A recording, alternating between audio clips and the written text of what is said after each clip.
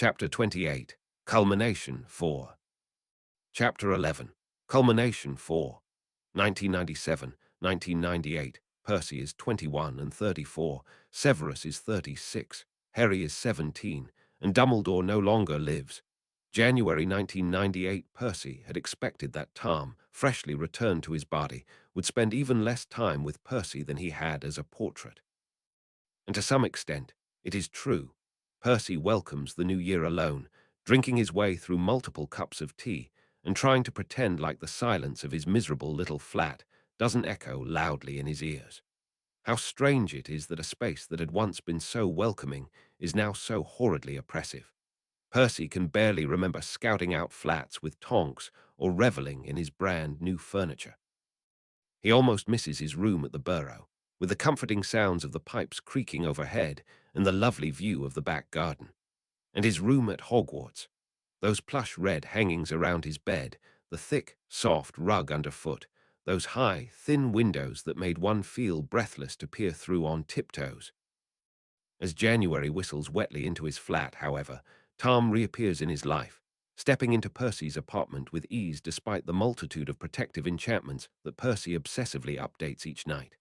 The first time Tom appears, Percy goes for his wand, but Tom had been expecting Percy's curse and fells him easily. Smarting, tied up in the ropes that he himself favors, Percy glowers at Tom, who looks unfairly like he is the picture of health, rather than a fraction of a soul. "Come in," Percy says with a heavy dose of sarcasm. Tom smirks and releases Percy from the spell, watching with his wand loosely gripped in his right hand as Percy painfully pushes himself to his feet. Percy is becoming old. His joints ache with the chill, or maybe that is his body remembering the last Cruciatus bout that Percy was forced to bear. "You've got to get better at your reflexes," Tom says chidingly. "I'm not an aura," snaps back Percy, who is not particularly in the mood to be lectured by Tom. "I don't want to fight. I suppose it is to your taste that you've become quite the brewer," Tom says, his eyes sparking with some private amusement. "How are you finding his demands?" "Exhausting, to be honest," gripes Percy, settling himself back onto his couch. He summons an old cup of tea toward him and jabs his wand savagely at it, causing the liquid to spill over the sides slightly as the water jostles enthusiastically and begins to steam. "You'd think you would recruit a few more people that know how to brew." "Careful, Percy. That sounds a bit like criticism of your favored lord." Percy looks up, suddenly tense, but he can see the laughter in Tom's face, and so allows himself to relax. "I am the paragon of loyalty," he says grumpily. "I have boys straight out of Hogwarts following me around, begging for an introduction. I have that bloody Kathleen from accounting pestering me for the minister's signature on some truly naive proposals, and I have Yaxley trying to help not turn the Aura Squad into even more of an obvious secret police. And don't get me started on the taboo and those infernal snatchers. But do I complain? Never. I am resolute in my loyalty to my lord." "You need a break," Tom observes. He grins easily at Percy and holds out a slim hand. "Want to expel some energy?" Percy really ought to say no. For one, he has no bloody idea where Tom will think to take him, and for another, he has to actually review those proposals from Kathleen, who is in all fairness beginning to grow on him with her tired determination to do her bloody job, Dark Lords be damned. Or, he supposes, looking at Tom's outstretched hand, he could just approve them and say to hell with it all. It isn't as if the ministry will truly fall, not when they have an essentially unlimited inflow of cash from all of the purebloods lining up to lick the Dark Lord's boots. Their money may be mismanaged, but it will not run out if the Dark Lord can be persuaded to levy some sort of tithe. And he's curious. So he takes Tom's hand and barely flinches as Tom whirls him away to a Muggle neighborhood. Percy recognizes immediately that they have left the wizarding world. After so many years of practicing his magical awareness, he instantly feels the dull, muted way the air settles on his skin. Instinctively, he shudders, the hair on his back prickling. "Dreadful, isn't it? I hated coming to the orphanage each summer," Tom reveals, leading Percy with quick, sure steps up the street. Percy follows cautiously. Tom must be in a good mood if he is revealing truths about his past. "It always gave me the most dreadful headache for the first week. It's like being underwater or standing in a very hot day," Percy agrees. "Why didn't you leave?" Tom throws him a glance over his shoulder, but deigns to respond. Dumbledore, of course. I think he put the matron under some sort of imperious. I once tried to run away, and I think she contacted him, and he found me within the week. He watched you from such an early age. I tell myself to be flattered that he always knew I would be his enemy, Tom drawls, though the sardonic edge in his voice cannot hide the tension lingering just out of reach. He threatened me the first time he ever met me. He did. Percy cannot imagine Dumbledore threatening an 11-year-old, even Tom Riddle. I used to store some keepsakes that I took from the Muggles in my closet at the orphanage, Tom reveals casually. Percy can read between the lines. And Dumbledore all but told me that thievery is not tolerated at Hogwarts, and I'd be out quicker than a housecat if I didn't control myself. From the disgust coding those phrases, Percy would guess that they were close, if not exactly, the words that Dumbledore used, though of course he doubts Dumbledore would have referenced a housecat rather than a Kneazle. I'm sorry, Percy says honestly. You didn't deserve that, least of all from Dumbledore. Tom does not respond to this, but perhaps because they have seemingly reached their destination, walking up the pathway to a small Muggle house that looks rather the same as all the other Muggle houses. Except Percy narrows his eyes at the snow-covered flower bed underneath the left front window. He thinks he knows that flower bed. He thinks he's been here before. Tom winks at Percy and then rings the doorbell. A second later, a tall, thin-faced woman answers, wearing a brightly flowered apron and a saccharine-sweet smile that drops off her face at the sight of them.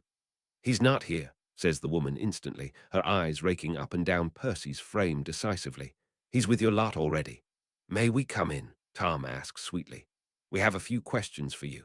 You cannot, says the woman, crossing her bony arms. I don't want any of your kind in here. Harry's missing, Tom says, widening his eyes as if to express concern.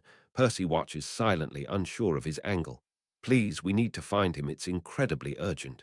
The woman, Harry's aunt, presumably eyes them with an unimpressed glare. So find him. Don't you have some way of tracking each other?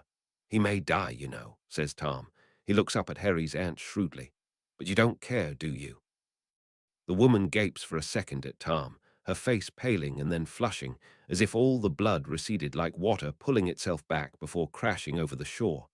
Then she goes to slam the door, but Tom gets there first, shoving his foot in between the crack. That isn't very nice, Tom breathes, his dark eyes bright. And we're friends, aren't we? Or at least, I would recommend that you want us to be friends. For some reason, the Muggle woman flicks her gaze over to Percy, who nods slowly, feeling rather sick to his stomach. 5 minutes later, they are in her kitchen, drinking tea. The great British equalizer, it seems.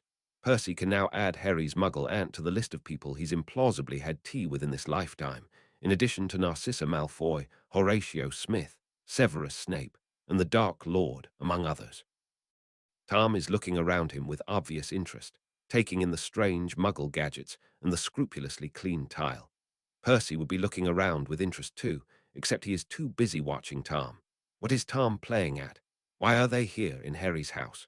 Tom would have to know that Harry would not have any interest in returning to his childhood home. Percy barely knows the boy, and he knows their chosen one has very little love for his Muggle relatives. What do you want? The woman asks abruptly, clearly having reached her patience with them. Percy cannot see any resemblance with her and Harry, though he supposes they are blood relatives through his mother. She's taller than Harry, for one, and with a far more harsh appearance. Her eyes are a watery blue, nothing like Harry's startling green, though her dark hair does curl softly at the end like Harry's. Harry is missing, Tom says. He snaps his finger, and the teacup in front of him vanishes. A second later, a cabinet opens, and a small glass floats out, hovering in the air.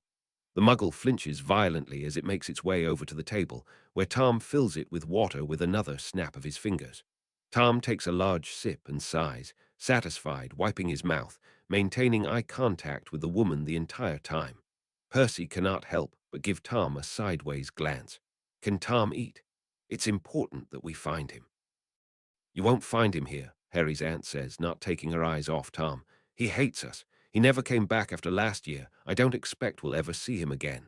He didn't come back, Tom inquires coolly, taking another sip of the water. So the Blood Wards never completed their magic. Harry's aunt stiffens, but Percy notices, not with surprise. She knows about the blood wards. He would bet money on it. I did my best, the woman says. Her thin lips twist into an expression of impatient disgust. I took him in, didn't I? I told him he could return each summer. It's hardly my fault if he chose not to come. Boy's 17 now. He's not my headache anymore. Tom gives Percy an excited look, but Percy isn't sure why it would be important that Harry not complete the blood magic before he reached his majority, but perhaps it means that Harry is less protected than he would be otherwise. And what did you think of Harry, Mrs. Dursley? Tom asks, leaning forward. Rumor has it he's all that's left to stand up to the darkest wizard of our time. Do you think he can handle it? Is Tom merely seeking information about Harry, directly from the source, as it were? Despite himself, Percy is interested.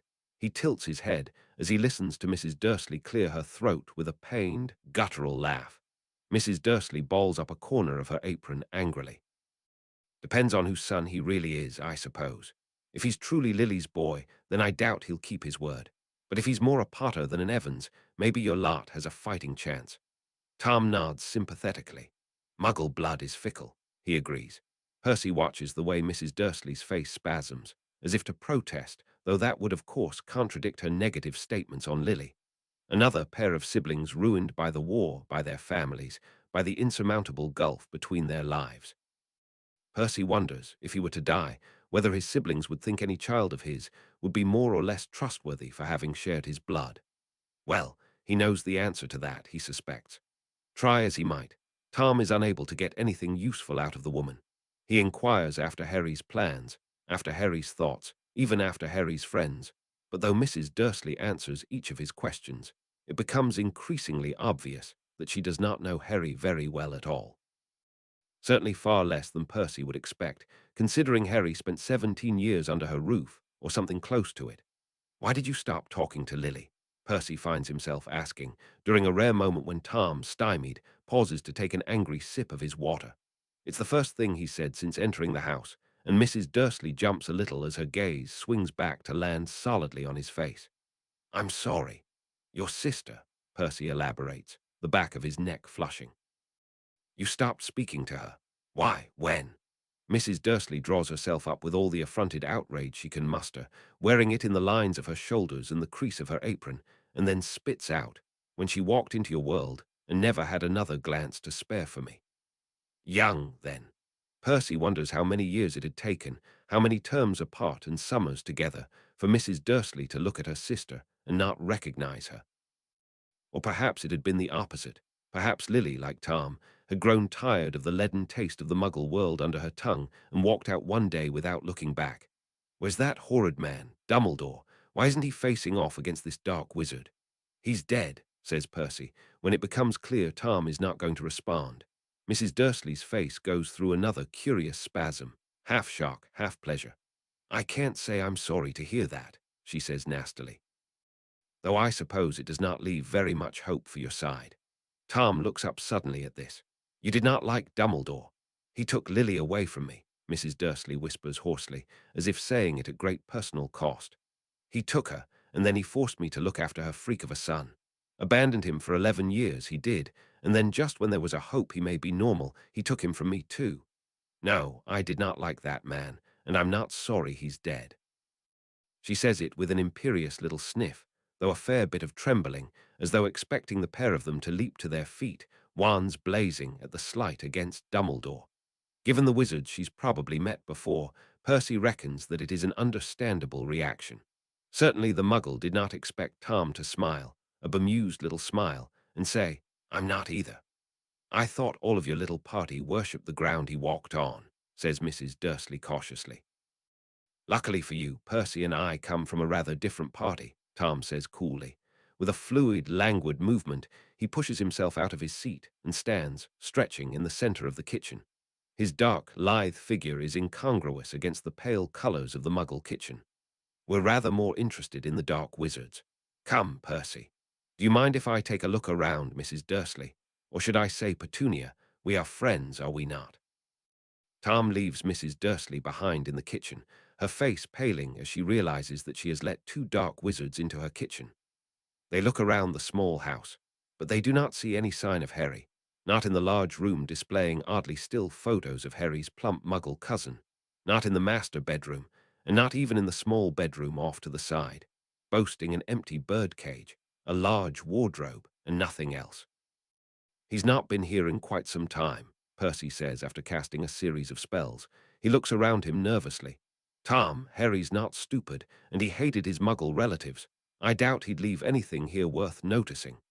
Tom, however, is staring around him, his nose flared slightly, as if he could smell the traces of Harry's magic. Not here, he mumbles, shaking his head. Percy follows him uneasily as he makes his quick way down the stairs and then hesitates, looking curiously at a small door underneath the stairs, as if it may lead him directly to Harry. Here. It's true. When Percy concentrates, he can feel Harry's magic here, more concentrated than in the bedroom upstairs. But when Tom magics open the door, they see that it is a small cupboard, but a cupboard with a tiny cot jammed inside, and old, childish drawings of dragons and a few lead knights lined carefully up on one side. Tom goes completely still. Percy gulps, his mouth instantly drying, as his body and his magic instinctively registers the threat next to him. He is very cold. Tom's magic has frozen them both into place, forming small icicles that hang down from the wooden beams stretching across the cupboard, a small layer of frost crusting over an old toy knight that is laying on its side. Percy gasps, his nose beginning to smart, as the temperature in the room drops another few degrees. When he looks at Tom, he sees that Tom's eyes flash with a glint of red. His face is entirely still, as if carved from the same metal as the toy knight's, his lips pulled back in a snarl, his hand gripped so tightly around his temporary wand that Percy would not have been surprised to see it snap into pieces. Tom, says Percy. They dared, says Tom, and Percy inhales automatically at the knife-sharp edge to his voice.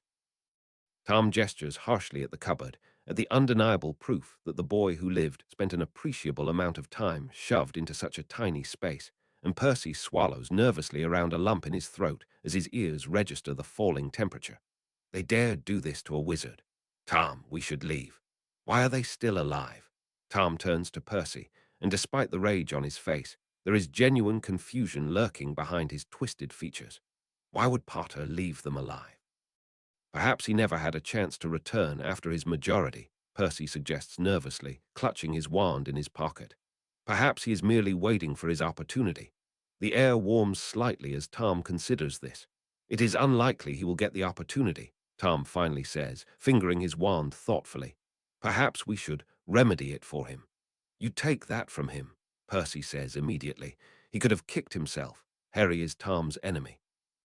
Why would he want to leave the Dursleys for Harry to kill? It would likely give Tom even more pleasure to take that from Harry. But Percy's instincts seem to be proven right. Tom, an older version of him, intended to schedule his capture of Harry for after his fifth-year owl exams. He would allow Harry to come back and take his revenge, even if he was waiting in the wings to kill Harry immediately after. Tom nods, slowly, and then reaches into the open cupboard and takes one of the lead knights. This will do for our purposes, he says. Notice how they are all imbued with his magic. Early magic, too, unconcentrated magic straight from the source. What are you trying to do? I'm experimenting with life wards, Tom says, pocketing the lead knight carefully. He looks up a second later and grins wryly at Percy's evident shock. Yes, you did give me the idea. I am hoping to separate his life force from the Horcruxes. But I thought we agreed that he ought to attack Harry directly, thereby fulfilling the prophecy, Percy objects, his mind spinning with the implication that Tom is now trying, indirectly, to protect Harry. Tom waves his hand absently. Yes, but consider if we can bind the boy's life force to an object, like one of your paintings. Then we can kill him whenever we like, or we can deliver it to the Dark Lord, for all we care. Important aspect is that we not unnecessarily eliminate part of my soul. That seems risky, Tom, says Percy automatically. Are you not planning for the locket? I cannot go far from the Dark Lord, not for long, says Tom with an ugly sneer marring his face. I have been able to draw on his magic to power my own, but it limits me. Percy hurries past this topic, not wanting Tom to think again of Percy's father, finally freed from Tom's grasp. That seems risky too, Tom. Have you found for me the remainder of the prophecy? Not yet. Tom gives him an arch look and holds out his hand, clearly intending to whisk them back to Percy's flat. Then you have no right to be positing what may be a threat to me, wouldn't you say? Dumbledore didn't tell anyone who spoke the prophecy, Percy says obstinately, the same set of excuses he'd told the Dark Lord, though of course rather more politely. There are no recorded seers alive. The Department of Mysteries does not seem to have that information, and I investigated them quite thoroughly. I have spoken to some key members of the Order, my eldest brother, for one, the Weasley heir, and I do not believe that Dumbledore told anyone, perhaps not even Harry. Tom's expression seems to suggest simultaneously that he is not interested in whatever excuses Percy may posit, but also equally so he did not have a path to suggest for Percy to pursue. The Dark Lord's reaction had been much the same. Power the Dark Lord knows not, Tom, Percy says quietly. What if I am the power that the Dark Lord does not know? Tom, I shall not harm the boy in case he does need to be killed by the Dark Lord, Tom says dismissively. But I will not stand by and wait indefinitely for him to take action. He is frightened of the prophecy and of the boy, but he is just a boy, Percy. There is nothing for me to fear. In Percy's soul, he calls on Tom, and Tom appears to him after only a few agonized heartbeats of waiting. The Dark Lord is trying to combine the other Horcruxes into one, Percy says without preamble, widening his eyes in guileless anxiety for Tom to notice. Tom, if he does that, he'll be even more powerful than he is now. Tom growls, flickering slightly in the artificial candlelight of Percy's soul. He dares. Percy waves this aside. He has heard far too many versions of Tom be outraged at what each of them dare to do in their quest to be the sole inheritor of their shared power. Tom, I need to find Harry. Where are you? Tom eyes Percy carefully, slyly, the look on his face rather more similar to the Dark Lord's contemplative gaze than to the diadem Tom's fierce, vivid expressions. I'm not sure why I ought to tell you, Tom says coolly. Harry Potter seems to think he may be able to trust you. Percy blinks, genuinely surprised. What? He and your brother were discussing possible allies, Tom reveals, watching Percy intently. Your brother seems to think there is a chance you are pretending to be allied with the Dark Lord. Careful, careful. The shadows in Percy's soul seem to grow larger as he controls his panic. Well, I am pretending to be allied with the Dark Lord, Percy points out, willing himself to stay calm. Tom, I thought you were irrevocably destroyed. I figured the next best option would be to follow the Dark Lord, but I admit my heart has not been fully in it. Your brother says he thinks you saved your father's life. How could Ron have known? Percy shakes it off. He knows now what is bothering Tom. If Percy had an errant thought to spare, he would devote it to understanding why, precisely, both versions of Tom find it so reprehensible that Percy wishes to save his father's life. Surely Tom had met purebloods who valued their families before. So I did, says Percy airily. My father is a strong pureblood wizard, and though I dislike him, I do not wish him to die without cause. I have questions from him I'd like answered, and I wish for him to designate me the sole heir of the Weasley family, so I may access some of our ancestral magic. He waits a second for the mistrustful light in Tom's eyes to begin to dim and adds, casually, and I have found it to be advantageous to allow certain members of my family to view my loyalties as ambiguous. I am looking for the full text of the prophecy. Tom, does Harry know it? It's shattered, I believe, Tom says, distracted by this new idea. As usual, it tugs at something inside Percy to realize that he has grown older than Tom, that Tom is no less fallible than any of the other Horcruxes. It is not easy to navigate these conversations with Tom, but it is not particularly hard either. Why are you seeking the prophecy? The section of the prophecy that we know states that Harry Potter will have power the Dark Lord knows not, Percy says enticingly. But the crucial last few lines were not heard. Tom, please, help me find you. We need to join forces. What is it that you want? Tom asks, abruptly, dragging his attention to land solidly on Percy. Even insubstantial, the force of his gaze is staggering. I know you, Percy. You are too powerful of a wizard to be content with espionage. You have a privileged position within the Ministry and the Dark Lord's trust. What is driving you to betray him? Percy blinks. You, my lord, he says automatically, though Tom's attention sharpens at the honorific. The plans we once made. Tom smiles, a thin, mocking smile that carries within it the multitude of Tom's feelings toward Percy and Percy's complex feelings back. I do not believe you. There are a variety of answers that Percy could give, accusatory, pleading, sly. But in the end he goes with the truth, as he always does, when faced with a riddle set to him by Tom. In truth, I do not know what I want, Percy admits, and outside the ledge of the astronomy tower the sky lightens marginally toward day. I don't know who I am without you, Tom. I've spent the last, well, nearly my entire adult life working toward bringing you back to life. By the same token, I've spent that same time trying to ensure that the Dark Lord is destroyed. He is harming our society and threatening my family and the way of life I hold dear. Percy catches and holds Tom's gaze, strangely unafraid. What can Tom do to Percy in the sanctity of his own soul? I will not apologize for that, nor do I think you would ask me to, if you could see how the Dark Lord is destroying the foundation you built for him on the back of your soul. I don't know who I would be if we had not met. Some pathetic wizard in the ministry, most likely, slavishly following the Dark Lord and not allowing himself to acknowledge his discontent. You opened my eyes, and it remains to be seen whether that will be to my benefit or to my undoing. I don't know what I want, but it's not this. It's not him. And you think it might be me? Tom asks, with studied casualness. Percy can remember being 16 both times. For all the advantages his first timeline afforded him, the extra years he lived did not stop him from experiencing the crippling anxiety, insecurity, and false confidence that being 16 brings rudely into the sanctity of one's childhood. There is something about being still 1 year from one's majority, old enough to wield one's magic like a sword, to fall in love with a pretty classmate, to kill a wizard if threatened, and yet not loosed freely into the world to leave one's impact on it. I don't know, Percy says honestly, but I know it's not him, and I know that if you do not act quickly, you will lose the chance to prove to the world what you could be. When Severus writes in their shared notebooks that he must speak to Percy, Percy expects the worst. He listens anxiously to Potterwatch, but he does not hear news of his siblings dead, nor of Harry captured. But still, Severus insists that they take the risk to meet up in Severus' house, vacant since their last meeting. Percy is still keyed into the wards. They evaluate him, as they had last time, and eventually allow him access into the dusty, dark kitchen.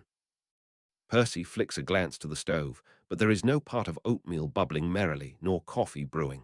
Percy hesitantly opens a cabinet, but he cannot even find tea, and so he merely stands alone in the kitchen until Snape arrives too. "How many are left?"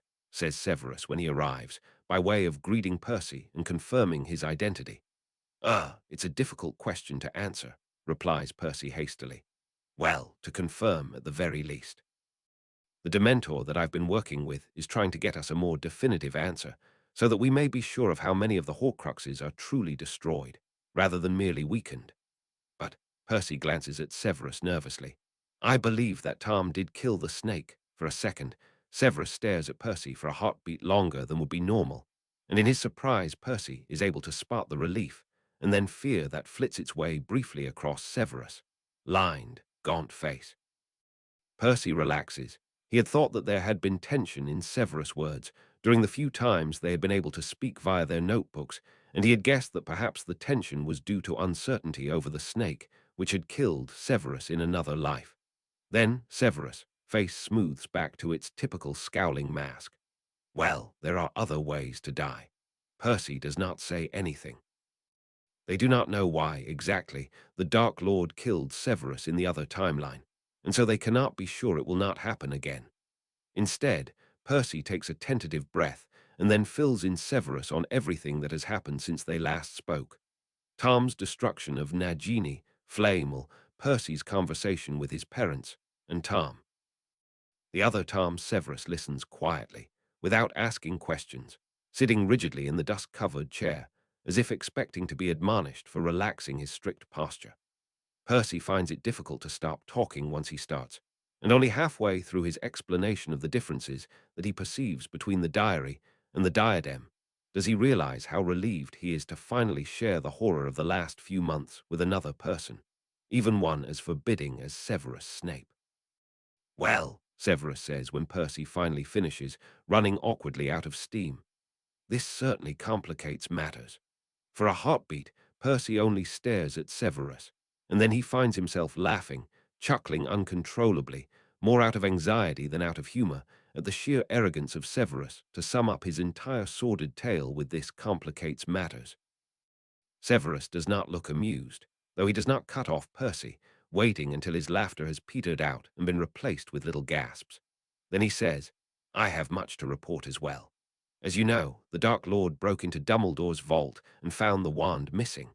He believes Lucius fled with it to France, and so has ordered some of his spies to ferret out Lucius. In doing so, he has discovered some of the Order's evacuation routes and killed Landon Greengrass. I believe he was a classmate of yours." Percy sits back heavily in his chair, all lingering vestiges of his relief-filled giggles leaving his lungs abruptly at the news. "Landon. He was aiding your brother," Severus continues, without mercy. "He had secured an internship with the French Ministry of Magic and was using his position to forge papers for the arriving refugees to mark them as pureblood." Percy closes his eyes slowly. Of course Bloody Landon would try and secure an internship while fleeing from a Dark Lord.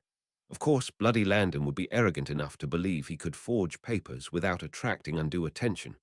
Of course Bloody Landon would not have the sense to flee after Merlinda. Likely his British conspirator was quietly executed. Landon dead.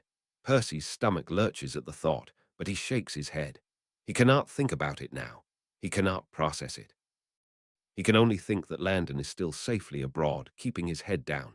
If he thinks about Landon dying, he may think of everyone who is dying, and then he may lay down in his bed and never get up. "Which brother?" Percy asks, and if his voice is a bit hoarse and his eyes a bit teary, Severus does not comment on it. "Charles," says Severus. Percy's eyes widen and Severus says hastily, "He lives. I do not think your friend gave up his name." "But how do you know it was him?" "I recognized his handwriting on some letters that the Dark Lord found on Greengrass person," says Severus.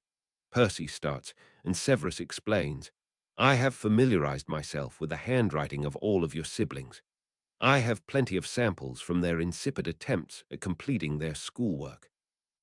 For some reason, it is the thought that Severus Snape thought to familiarize himself with the handwriting of all of the Weasley children, just in case they may be captured or otherwise implicated, is enough to make Percy nearly break down in tears then and there. But he does not start crying, at least not in front of Severus. Instead, he leans forward and says, choking, "Thank you, Severus." "It was not out of sentiment," Severus responds immediately, "but rather pragmatism. Your family is incapable of staying out of the heart of danger, and I know that they make you vulnerable." Percy waves this aside. "Thank you," he repeats emphatically.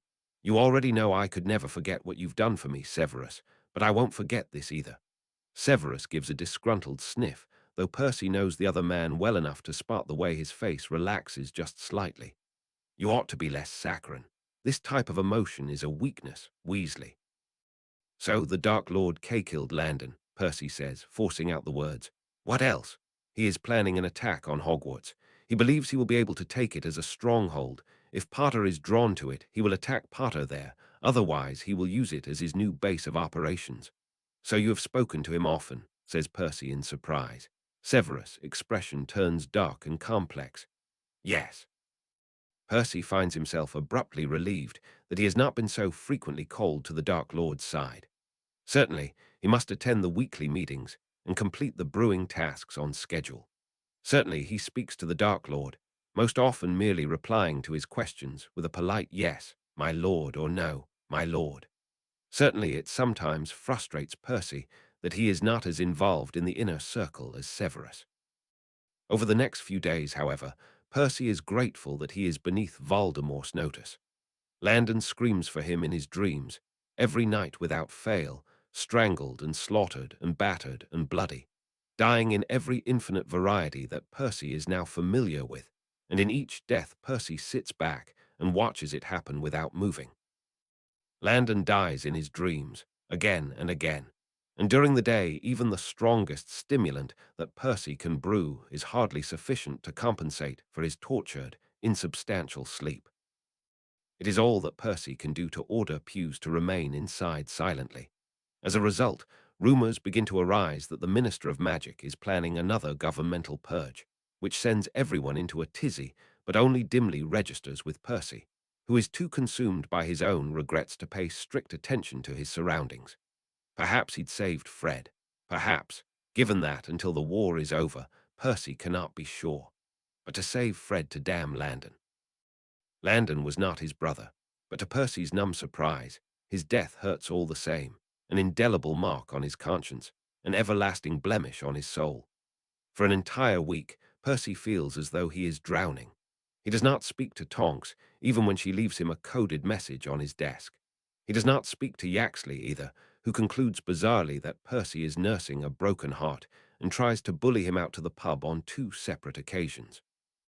He does not speak to anyone, because it feels like every word out of his mouth spirals out of control, chaining together a noose of tarnished metal links, settling without warning around a wizard's neck, his face blurred and insubstantial, anonymous until those last crucial moments.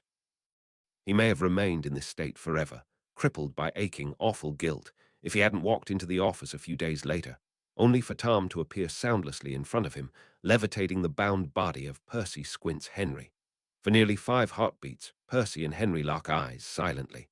Percy is entirely nonplussed. Henry is a pureblood, though a light pureblood, and as far as Percy knows, he isn't part of the order. Then he shakes his head, and sound begins to rush in. Only then does Percy realize how mutedly he had been experiencing these last few days, how horrid they'd all been. Tom chuckles, the sound vibrating in the shared space between he and Percy.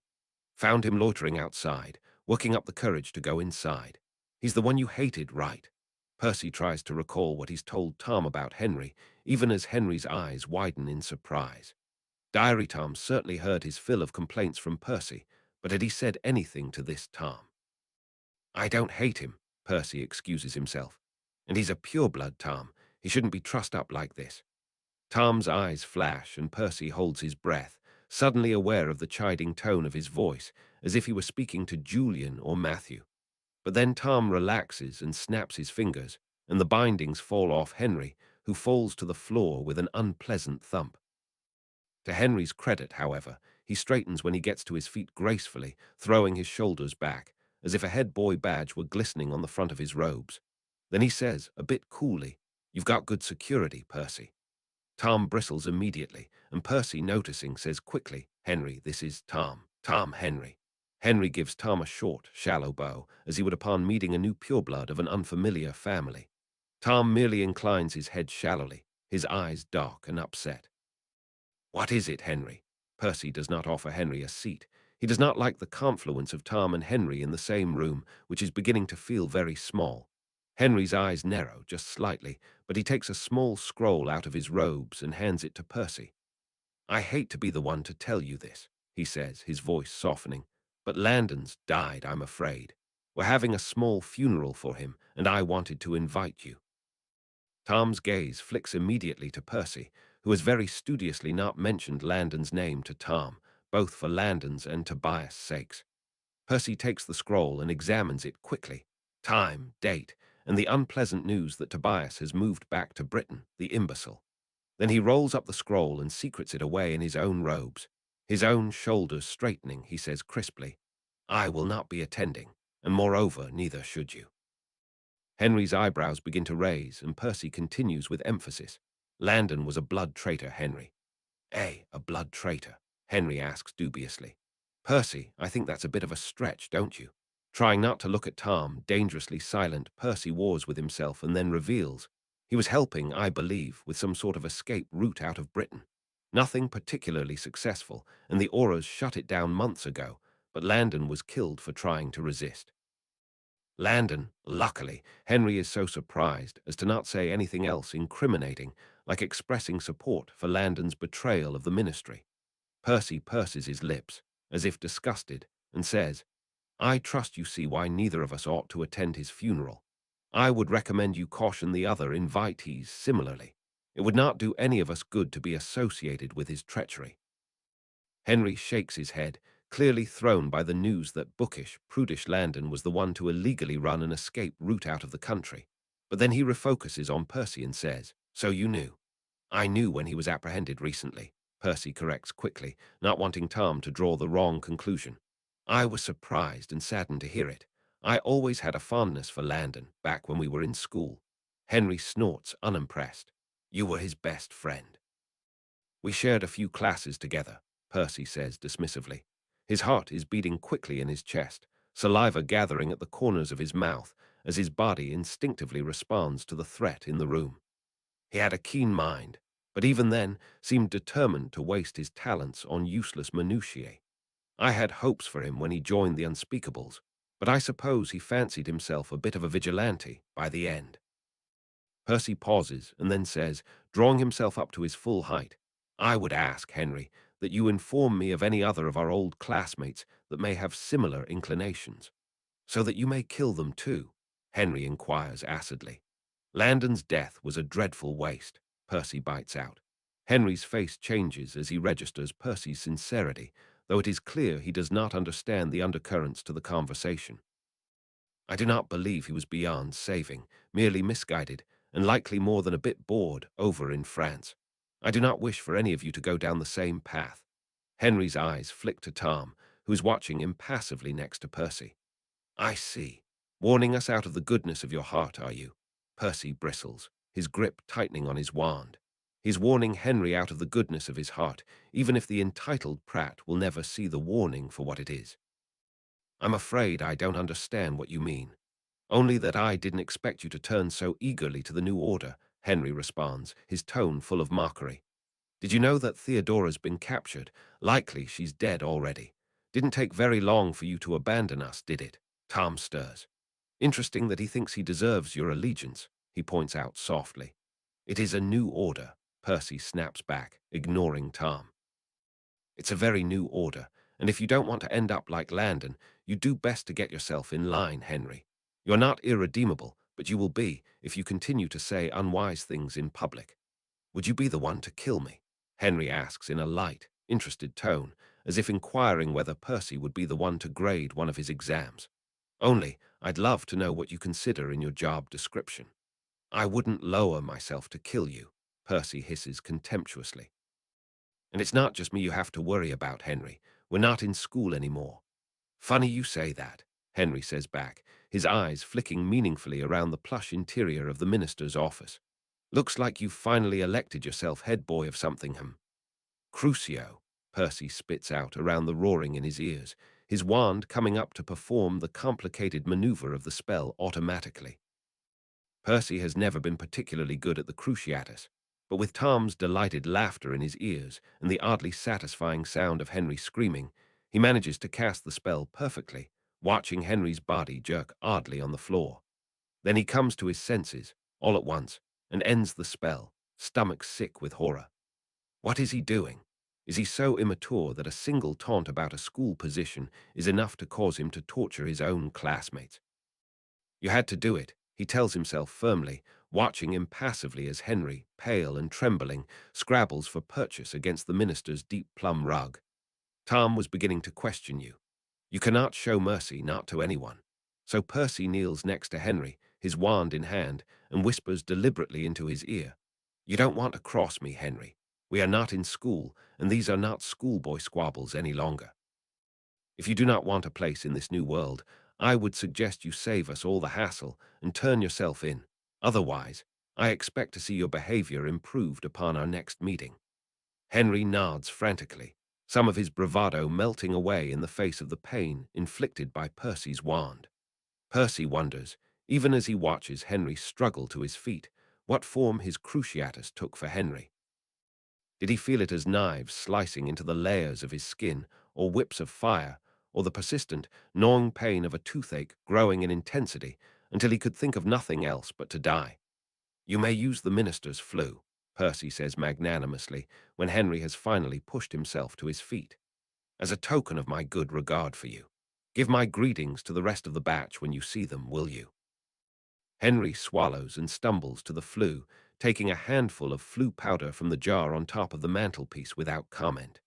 He throws it into the fire and mumbles his address, but right before he steps into the emerald flames, he turns and looks at Percy for one long second, his grey eyes searching for something in Percy's face. Percy hopes that whatever he is seeking, he sees only resolve. Henry had better heed his warning and take it to the rest of the impulsive Gryffindors besides, before they do anything rash and force Percy's hand. When Henry has finally disappeared, Tom laughs, a short, abrupt bark that breaks the heavy silence in the office. "Well," he says, looking at Percy with delight. "Well, well, well, that was the best I've ever seen your Cruciatus. How did it feel? Like I want to throw up." "Perhaps I simply needed the proper motivation," Percy says, saying the words automatically with a tongue that feels as if Fred and George had dosed him with one of their candies. Merlin, he hopes that Henry will tell them all to be careful. A message, decoded by Nymphadora Tonks, escape routes compromised. Focus elsewhere. A reply, decoded by Percival Weasley, not while there are still targets in the country. The problem is, as Tonks points out to them when she eventually corners him during his solitary walk home, is that there isn't much for the Order to do. As the months pass, the number of Muggle-borns still at risk rapidly diminishes, as they are either captured or spirited away. Nott keeps his squadron of Aurors busy rooting out undesirables, but there are only so many people who still openly dare to defy the Dark Lord. There are weekly, if not daily, reports of traitors apprehended, of course, just enough to continually stoke the fears of whatever purebloods are stupid enough to actually believe the new order has been installed for their own protection and justify the continued existence of martial law. But Percy knows better than most that those are largely manufactured. Occasionally there are raids on people suspected to be traitors, those accused of harboring fugitives or hosting listening parties for Potterwatch, but even those have diminished with time. There are parties, like the Yule party that Percy had so reluctantly attended, and galas with foreign leaders, and luncheons that Pewes attends, his oily smile on display as he obediently parrots the party line. There are meetings to discuss the revised Hogwarts curriculum, to debate what should happen to the children unfortunate enough to be born mudbloods, to propose raising Hogwarts tuition.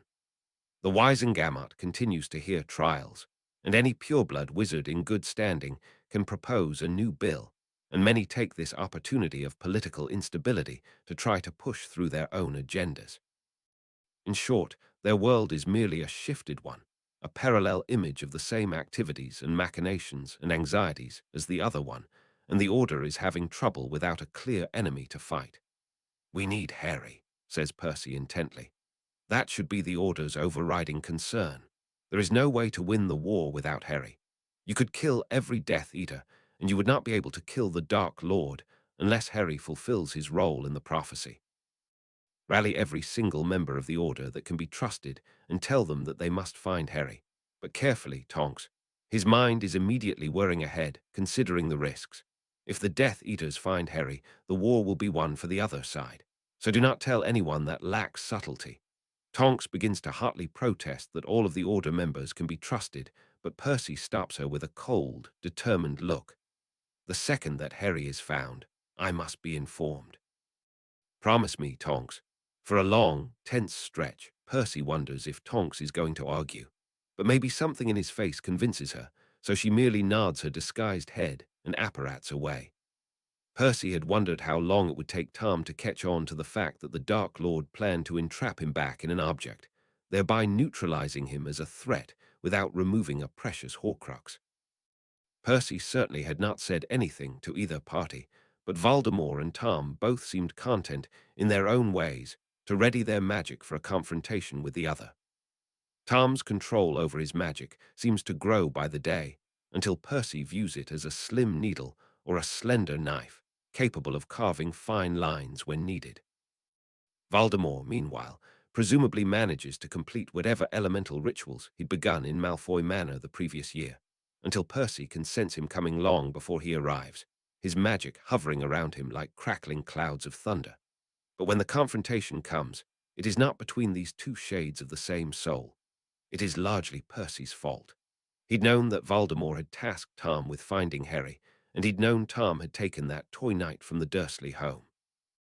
Percy had mistakenly concluded that since Tom never mentioned it again, he'd forgotten about it, or at the very least, strategically deprioritized the task, until he was ready to wrestle control from Voldemort.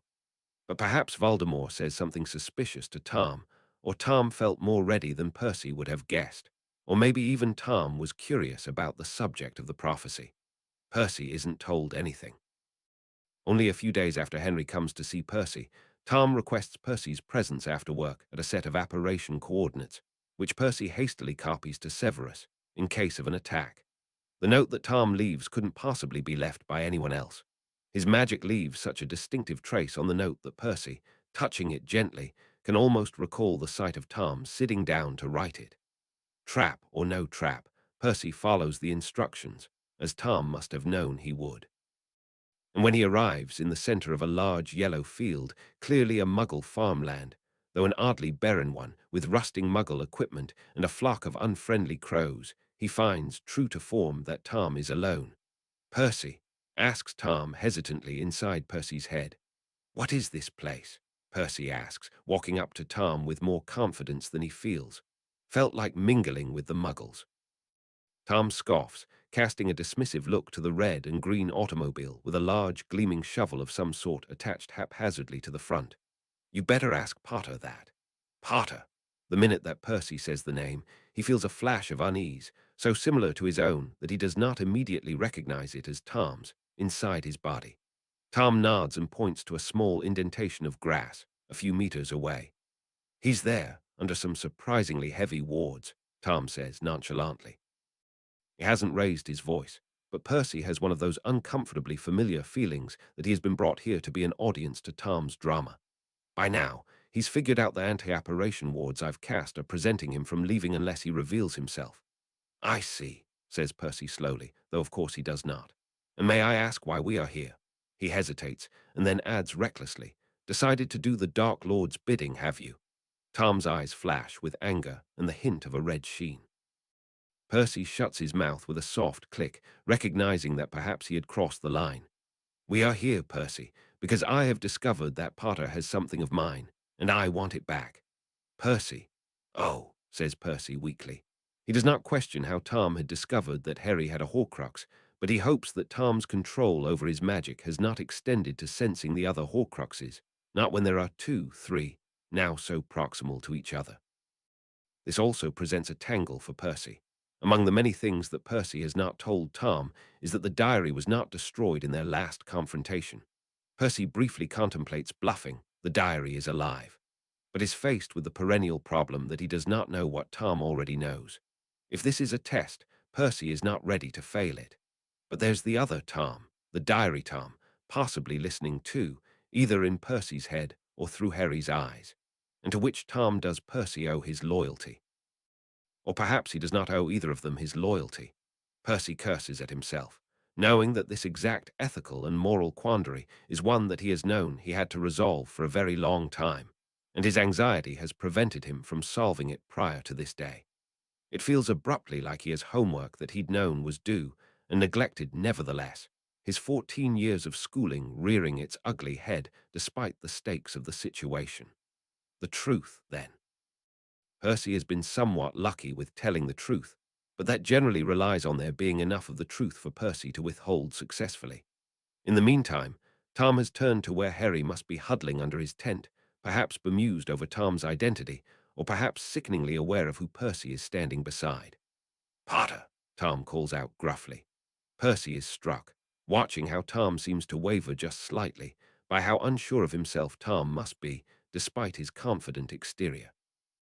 Harry is his enemy, but an enemy that he wishes to leave to the Dark Lord, which makes him somewhat of an ally, particularly because Tom knows that Harry is one of his Horcruxes. "You have a Horcrux, a dangerous magical artifact. I am planning on removing it. I do not mean you any harm. You may use a spell to send the Horcrux out of the wards."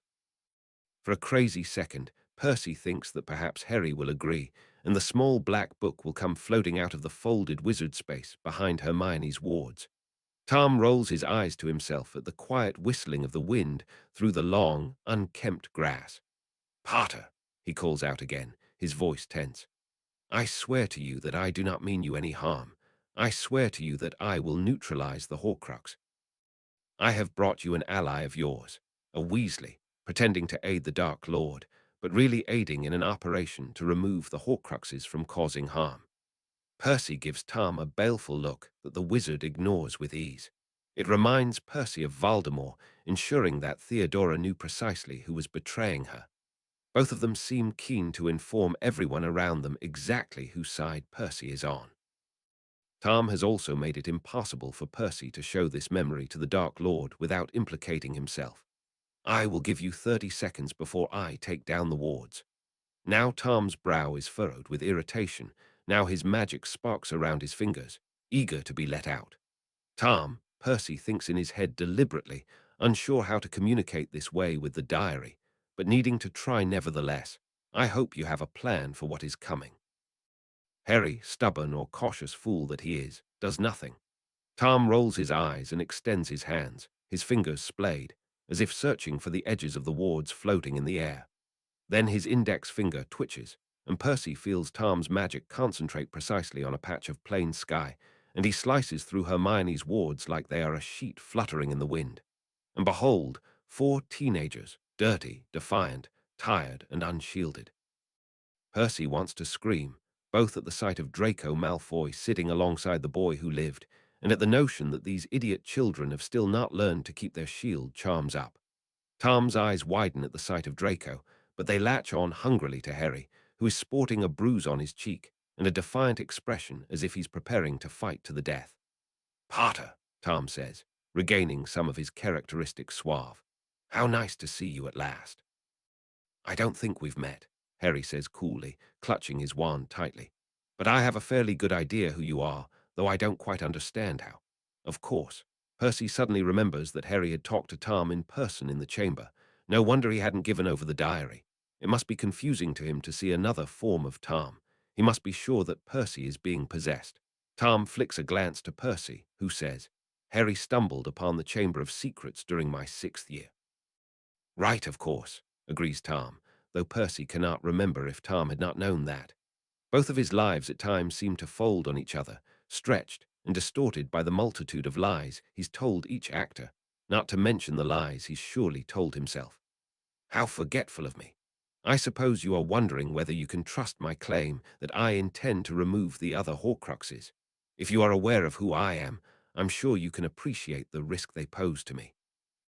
But there you, Hermione pipes up, apparently unable to keep her mouth shut even despite the fact that she is the most in danger of them all. Percy sees her confusion mirrored on Ron's and Harry's faces, though Draco, interestingly, looks like he understands being at war with himself, being his own greatest risk. Granger, I presume. Percy does not know whether Tom is going to claim neutrality on the issue of mudbloods.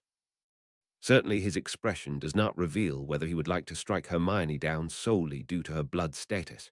In fact, Tom goes as far as to say, your wards were powerful, surprisingly so.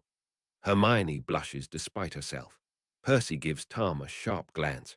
The last thing he wants is to have Hermione tempted over to Tom's little army of followers. Percy can easily imagine Hermione as a successful dark witch. You view them as threats to you, says Harry, clutching his pocket tightly, and Percy can't help but notice, rather protectively. Has Tom wormed his way as capably into Harry's head as he'd once done to Percy? After all, Percy had no proof that Tom couldn't possess Harry. For all Percy knows, Tom has been controlling Harry for months while playing Percy for a fool. It makes him feel betrayed, and that it does makes him feel angry. And abruptly, Percy is tired of this battle, tired of Harry and both versions of Tom, tired of everyone ignoring him until they need an audience, tired of his own inaction. So let your magic decide. Percy has the gratifying experience of seeing all of their attention snap to him. He is suddenly sure that the trio, at least, all previously assumed him to be mute and possessed, or at least they're not of his own free will. And while Percy is not precisely there because of his own desires, he is not yet a slave and cannot help but feel obstinately committed to making that fact clear. Tom's face is a warning, that light, interested facade that speaks to his displeasure. What do you mean? Let your magic decide, Percy repeats, gesturing at Harry. The diary can take form. I've seen it do it before. If there can only be one of you, let your magic decide on which it is. Without allowing anyone to respond, Percy summons the diary with a vicious spell. It rips through Harry's pocket and lands with a smack in Percy's palm. He winces, but does not feel any of the agony the locket had inflicted on him, as if the diary did not wish to hurt him. "Tom," Percy says loudly to it, though the expressions on everyone's faces range from skeptical to concerned. "We wish to speak to you. It's me, Percy." For a second, nothing happens, but Percy is not concerned. He can feel Tom gathering strength, feel the swirl of power pulling itself together, condensing into a form. And Percy knows Tom, and if there's one thing Tom can't resist, it's a challenge. Like a tired spirit called to another's bidding, many millennia after it was first formed into being, Tom emerges from the diary, sluggishly at first, and then with a sudden pulse of energy that echoes through Percy's chest. Harry makes an involuntary sound at the sight of this Tom, so like the other. This Tom is blurrier, more insubstantial, and clearly the younger of the pair. Percy is struck yet again, as he has been only once or twice before, by the way that Tom's cheeks still retain a hint of childish roundness, how his lips purse with a shadow of petulance. Percy wonders whether this version of Tom is younger than the one Percy encountered in his memories and his chamber, or whether he has grown used to seeing his own face in his 20s and Tom's, too. His Tom, well, the older Tom, the diadem Tom, the Tom Percy brought into being, is perfectly impassive, his face not cold nor warm, but as if sketched on the page with a hard piece of charcoal. The diary Tom flicks a glance around, his gaze passing over Percy and Harry, and then a mocking smile twists over his face, and it feels familiar, and Percy is, despite himself, relieved. "So it has come to this," says the younger Tom. Percy does not know how much he had heard or gleaned from the past few minutes, but younger or not, Tom has always been quick to understand. "I suppose there is no way we can both exist together. The Horcruxes were a mistake," replies the other Tom, and Percy is astonished to hear it. The younger Tom's face tightens, nearly imperceptibly, against Harry's involuntary intake of breath. "There are other ways to live forever." "I considered them." "You did not consider them enough," snaps Tom, and the diary subsides angrily. It strikes Percy, looking at Tom's carefully empty face, that while he has his fair share of regrets, he cannot imagine this. To despise each of his choices at every age, to be disappointed in his past and future, and perhaps even the present. Well, Percy realizes uncomfortably, perhaps he can imagine it. He thinks of his painfully optimistic younger self, his damned arrogance and prideful isolation, his conviction that the impenetrable web he wove in this new timeline of lies and counter-lies and desperate actions born of perceived necessities, of everything he will still need to do in the future, of everything he feels compelled to do now. "For the greater good," replies the diary Tom, and Percy shakes away his self-recriminations at least once more as a strange, meaningful look passes through the two Toms at the phrase, and through Harry. "Did you follow Grindelwald?" he says suddenly, breaking the tense silence between the two Horcruxes, who make identical looks of confusion at the interruption. For the greater good has been Grindelwald's slogan, Percy remembers belatedly. For all his research into Tom, he'd not encountered a connection with Grindelwald. The older Tom shakes his head disdainfully. "He was not a true Dark Lord," he says dismissively. "He ruled only for grudges, for fame. He did not devote himself to the dark arts." "Dumbledore and he were friends," Harry says. It has a strange edge of desperation in it. Percy cannot help but notice Ron and Hermione exchange worried, exasperated looks. Rita Skeeter had reported the friendship between Dumbledore and Grindelwald, but Percy had never believed it, particularly because Aberforth and Harry had put out a joint statement after the war, disavowing everything in the book and claiming Rita had confounded Bagshot. Percy would believe a great many accusations against Dumbledore, but that he once supported the wizard he so publicly defeated. It would be as if Harry befriended Voldemort, followed him loyally, only to draw his wand on him at the very end. And indeed, both of the expressions on Tom's faces seem to suggest they too do not believe these rumors. But all the older Tom says is, Dumbledore was never the wizard that everyone thought he was. And surprisingly, Harry, who once shouted so fervent a defense of Albus Dumbledore that his own phoenix came running, says nothing. The two Horcruxes return their attention to each other, slender noses in profile, the small bow on their top lips mirroring each other, brows furrowed. If you've called me here to defeat me, the younger Tom says conversationally, I'm afraid I shall have to protest. The Diadem Tom's lips quirk involuntarily.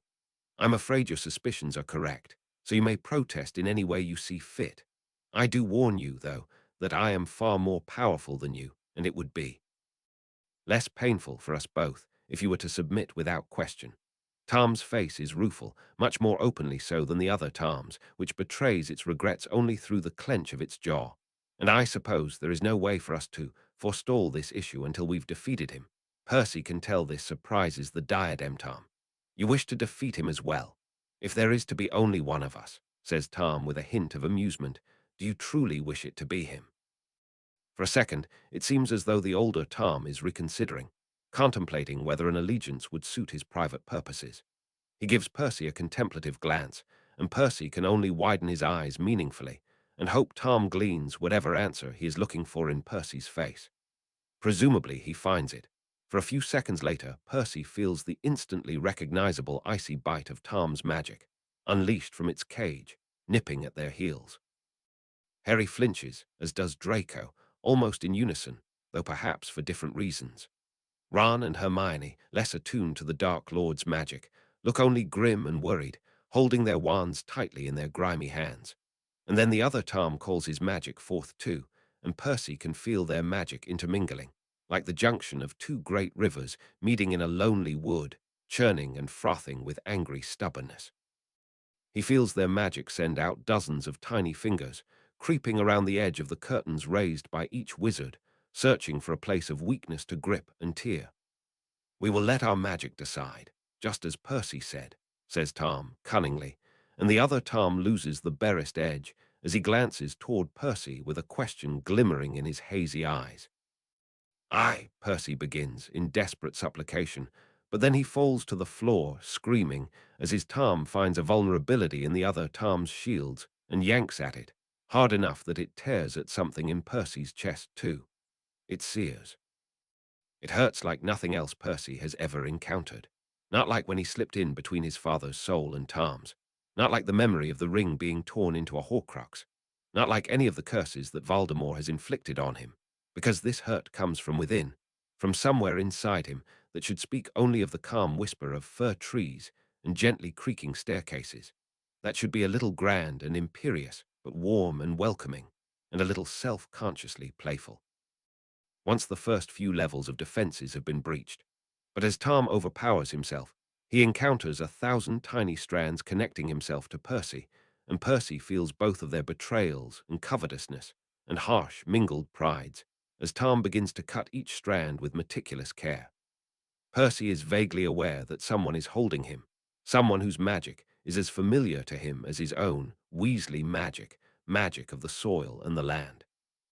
He clutches 2 handfuls of grass, working his fingers into the dirt, scrabbling to get a purchase on the pane as Tom continues to sever himself from Percy. He hears Tom's voice, all of Tom's voices, an endless whisper of Percy, Percy, Percy, and cries out brokenly, angrily, and his anger grounds him along with the dirt under his fingernails, and he begins to pull back too. You promised, echoes Tom in Percy's head, and Percy laughs harshly, for hasn't he done everything he'd promised to all of these Toms, to each one in turn? He feels a flicker of betrayal from his Tom, or one of them, a realization of how tightly Percy has been tied to them. Then an expulsion of magic. Then the other Tom begins to flag, and Percy feels him rearing back, scrambling for a second wind as he realizes belatedly what the first Tom had intended. For as Tom pulls on the other Tom's magic, he does not destroy it, or release it into the world to go back to wherever magic lingers until a wizard forces it to do its bidding. Rather, he pulls, inexorably, and Tom's magic slips out of his grasp and into the other Tom's, but not his soul. This seems significant to Percy, even in the midst of his agony. As Tom's magic is stolen by his counterpart, his soul stays put, though it grows weaker, flickering out, as Tom begins to fade. And with a rush it is over. The last cord between Percy and Tom snaps. A flood of magic washes over Tom, and Percy falls to the ground, nearly boneless, supported only by Ron and inexplicably Draco, who must have rushed to him somewhere in that confused rush of pain. Through blurry eyes, Percy glimpses a Tom standing very straight and very tall, and suddenly thinks of a young, ambitious sapling, like the one that used to live outside of Percy's window, reaching its branches optimistically higher and higher each year, until the twins, their window right above Percy's, produced a cloud of noxious smoke that traveled through those stately, glossy leaves, down the smooth and graceful boughs, and into the hidden tangle of roots, suffocating it, until Percy's mother felled it with an efficient spell, ignoring Percy's fervent protests. This Tom looks younger, not quite as young as 16, but younger, more the age of Percy, his mental age, or slightly older than his physical one. He rolls his head on his neck experimentally and stretches out a web of his fingers, surveying the bright sparks of magic that leap eagerly to his bidding. Then he looks at Percy and smiles, a slow and sort of self-satisfied smile, and it sparks a discordant clang in Percy's chest and makes it suddenly difficult to breathe. Tom's gaze sharpens as he registers Percy's half-prone position and the dirt smeared on his wrists. He takes a step toward Percy, but Harry is first and stands between them, wand at the ready. "Now what, Tom?"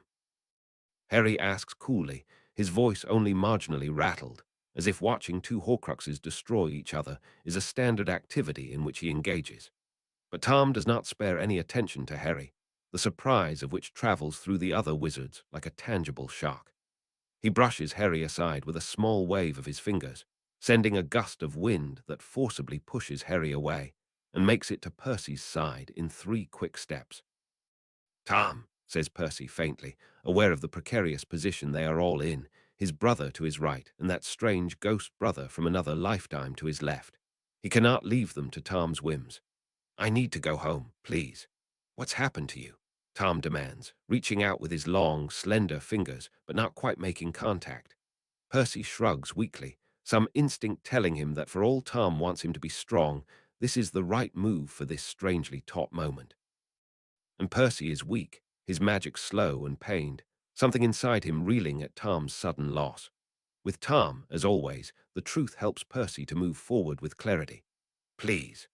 Tom closes his fingers on Percy's shoulder, displacing Draco and then Ron without a second thought, and then whisks them away to their flat. The apparition nearly undoes Percy, his stomach roiling uncomfortably, and he sags upon arrival, resting heavily on the rough edge of the chair nearest to him. "Come," orders Tom crisply. Percy follows obediently, even when it becomes clear that Tom is leading him, half pulling, half lifting with his magic, to his bedroom, installing him on the bed and commanding the sheets to cover him. If Percy had thought it odd to have Severus hovering in his tiny, white-walled room, it is far stranger to have Tom perching a physical body upon the edge of the bed, the sheets crinkling under his implausible body. "Why are you ill?" "The diary," admits Percy, who stares at the ceiling but finds his gaze continually drawn back to Tom, whose presence is like a summoning charm. "When it possessed me all those years ago, I think it left something attached to my magic. So you knew it was still active." Percy hesitates. "I heard his voice sometimes," he admits, his voice low and gravelly with shame. "Your voice. But I thought I imagined it. We examined the diary thoroughly. We judged it to be destroyed." "I was not convinced, but I thought I was just." He nearly trails off, but the expectant silence forces him to continue his words. "Mourning you, unwilling to accept the facts. And so you brought me to life, thinking he gone," completes Tom. "Do you regret it, knowing he was not destroyed?" "No," says Percy, and not because it is clearly the only answer he can give. "That version of you is young. When I was young too, he was what I needed. But now—" This time he does trail off, returning his gaze pointedly to the ceiling, cheeks flushing, not wanting to see Tom's expression of disdain. Percy must seem impossibly young to Tom, too. The sheets crinkle as Tom shifts uncomfortably, an odd display of human emotion that they both pretend had not occurred. "Then, Severus told me that you cared for me as if I were your own soul," Tom says abruptly. "And so you did. It, the diary, it was connected to your soul, taking shelter in it. I do not think you would have been able to discover it. Wizards cannot see their own souls, even I, that is why you were so afflicted." For a second, Percy reels at many of the words in that sentence, but he has to ask, cautiously, returning his gaze to Tom. "And Tom, the diary it is. It is destroyed now, and the soul piece absorbed within me like the snake," Tom confirms. The sheets crinkle again as Tom shifts to face Percy, one long leg lifting to steady himself on the bed. Percy, laying flat on his back, has an odd sense of vertigo. It occurs to him suddenly that Tom is very close to him, and his magic is nearly intoxicating at this distance. He must keep his head, must focus on the implication that Tom had not realized he had destroyed the sole fragment of the Horcrux after absorbing its magic, that Tom did not know it possible to walk among the gently waving trees of one's own soul. But then Tom reaches out again, and Percy flinches violently as Tom touches the line of his cheekbone, right under his eye, and traces the finger down the line of Percy's jaw, down to his throat, which convulses nearly automatically at the electric surprise of Tom's touch. "You have cared for me like your own soul," says Tom again, repeating Severus' words reverently. "With your own soul, you have nourished mine." Percy swallows again, feeling his surprise move like a snake down his throat, edging against Tom's finger, joined by another, in what would have been a caress by another person. Percy feels instead like it is a threat, Tom just seconds away from strangling him, and his heart beats erratically, though he is not frightened, and that confuses him even further in turn. "Sleep now," commands Tom, his fingers tightening on Percy's throat, and Percy has the strange, intrusive thought that perhaps he will now die, and it will be all over, but he is still not frightened, and is in fact a bit relieved, like the thought of sinking into the cool river of his sheets to sleep after a warm and stressful day. But Tom does not strangle him. What he does is even stranger, yet as it happens, Percy has the singular thought that perhaps this has been inevitable, ever since Percy was pulled into the unstoppable flow of Tom's momentum, which has carried him into adulthood and shaped his life irrevocably. Tom leans down and brushes his lips against Percy's, and Percy's breath catches in his throat, at the feeling of Tom's body so close to his, and their shared awareness of that relentless magnetic pull, like Tom is a planet and Percy is his moon, circling endlessly around him, rising and setting but always there, and the dry, cool sensation of Tom's mouth, its papery feel, a mouth that Percy had studied and perfectly copied onto a page, first by hand, and then by paint, and later by magic. And the oddness of Percy's own mouth below, suddenly two lips he has never encountered in his life, lips that are alien to him in this position against Tom's, a position so inevitable, and yet so unexpected. And then Tom lifts his head and brushes his hand over Percy's brow, and Percy feels the unmistakable drowsiness of enchanted sleep, and his words catch in his throat as he succumbs to it, his mind a riotous study of turmoil, even as it slinks away to oblivion.